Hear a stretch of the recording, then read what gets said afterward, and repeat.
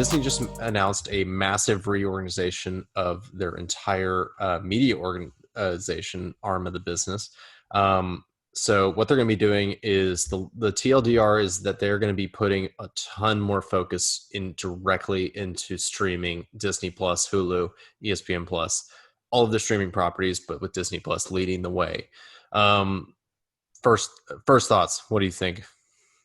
I mean, dude, they've got some proprietary stuff that they can withhold from people if they want to, or force them to pay for at any point. I think we talked about this before. Is like just the writing on the wall has been there for 2 years when they released Disney Plus of having releasing stuff in their vault from all the old Disney movies, the new Disney stuff coming out, Mandalorian, all this stuff, and This is really being able to capitalize on it.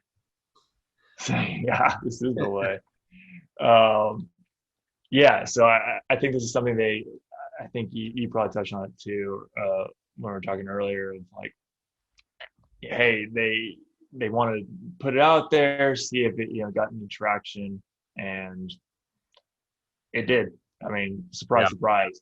Disney's a well-known brand. They got a hold in not only just like Disney Pixar kind of stuff. They have a hold on ESPN, Hulu. They got their fingers in stuff we probably don't even know about that they have rights to.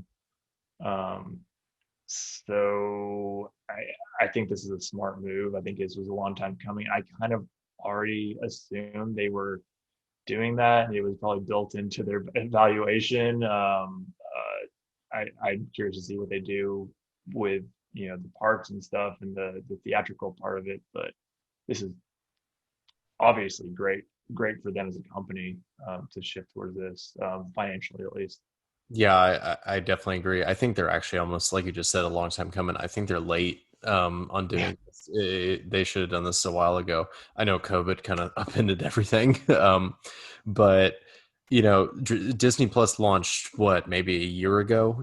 Has been one of the fastest growing Yeah. media entities, app downloads in the world, and like you just said, they have access to so much great content. I forget the metaphor I used the other day. It was they had the world's best supply of cannonballs, and they just now figured out how to build the right kind of cannon that was big enough to fire at Netflix.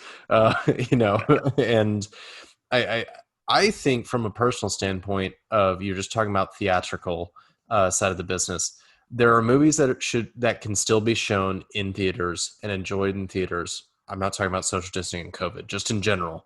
Um, that people can go to the movies if they would like to and experience them that way. It's just not, you don't have 400 times for the movie available for that movie theater.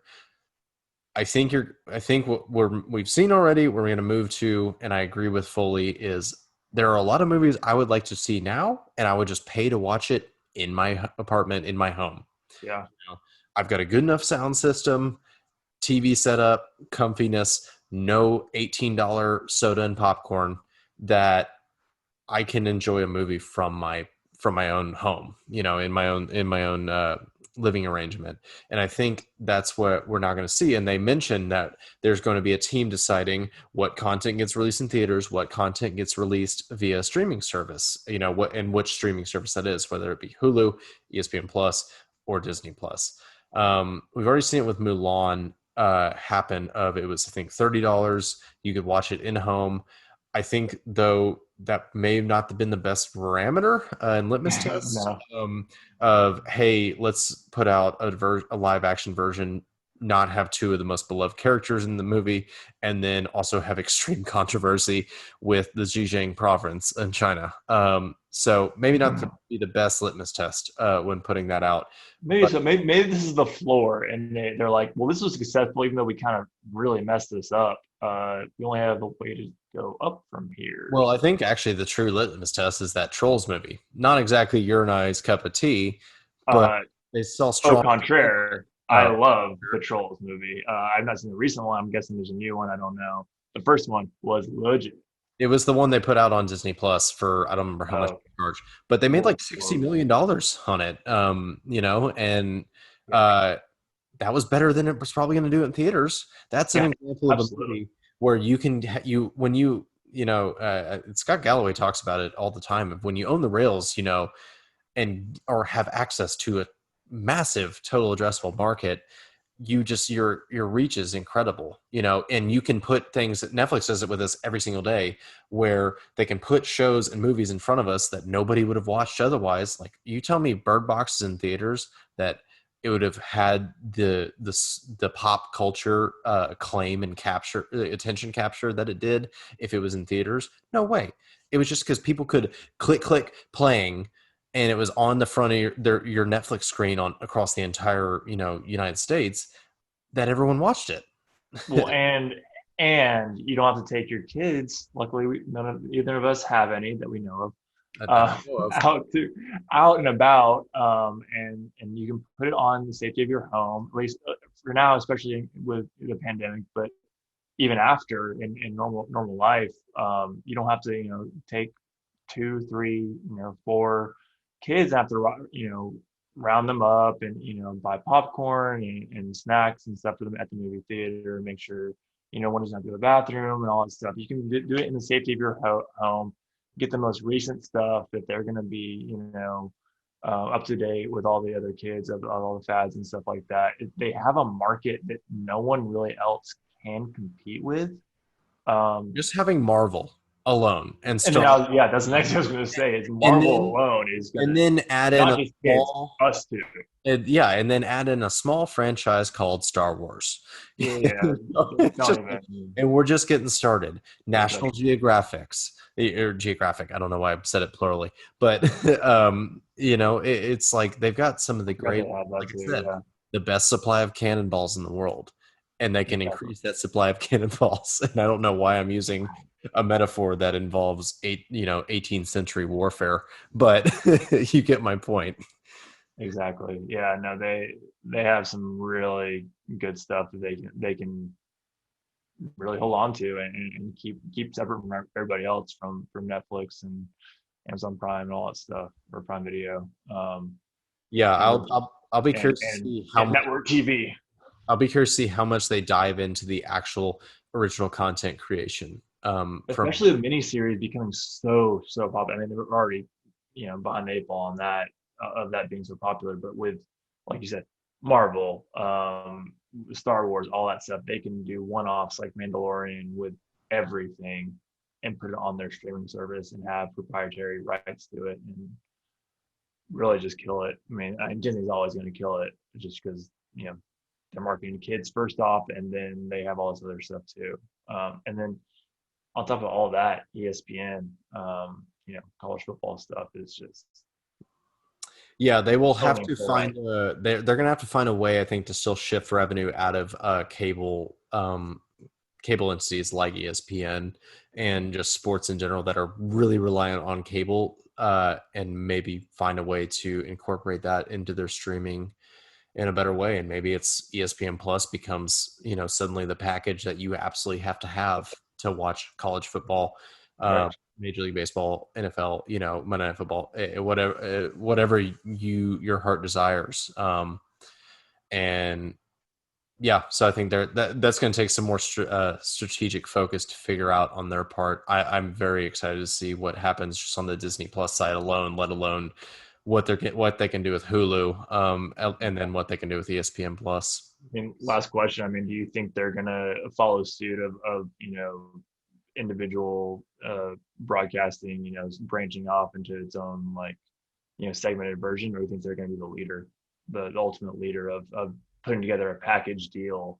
Because I think they're set up honestly for the package deal since they have ESPN, Hulu, and Disney Plus. I think they have a lot more. I think they can leverage a lot of different entities that a Netflix doesn't own. Netflix is purely reliant on how much they can create and how much they can put in front of you and license from other entities.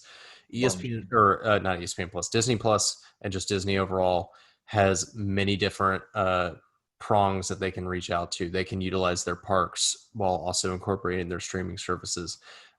They have, like we said, the biggest supply of best quality content that they can leverage and that they can license out if it doesn't work. If it doesn't work on Disney Plus or Hulu, and you don't want to keep it solely exclusively on your app, go sell it to Netflix for $100 million, whatever. They'll buy anything. Yeah, yeah, they will.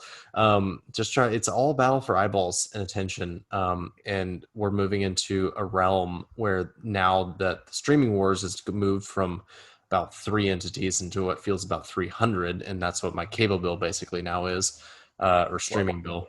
And but eventually, who's going to win is who's going to be who has the best content, because there's not enough discipline among the normal consumer to move from streaming service to streaming service, from streaming service to streaming service, try saying that 18 times fast, to find a specific show. Like The Office and Parks and Rec are all going to be on Peacock, and then you're going to have Friends on HBO Max with South Park and Last Week Tonight, and then on Netflix you're going to have, what's the latest one? Emily in Paris, sitting on Netflix. I'm just using an example. I'll think of Blair Stranger Manor. Things. Let's go with that one. Stranger Things. Let's keep it spooky, keep it topical. Stranger Things is a better example on Netflix. Hulu has Handmaid's Tale. My point is, I'm insane, and the average person is not going to memorize what's on what. And whoever owns the best stuff that they want to watch is going to win on a widespread basis. And I think Disney Plus has the chance to become that winner. Oh, you didn't name Paramount. They have, what is their show? Yellowstone. The only reason to get Paramount. NBC owns it on Peacock. That's true. You're right. NBC Plus or whatever it's called. NBC Premium or whatever it's called. That I just did a 7-week trial so I could watch the Cowboys game and Dak get his ankle shattered. Yeah. Yeah, that you remind me, I need to cancel that now so I don't get charged $10 a month for that going forward. Thank you. Yeah. Let's not talk about that. I'm very upset. All of that, and we didn't even mention Apple TV Plus once. Go Ted Lasso and The Morning Show. Yeah. Ted Lasso 2020. This is the way. All right.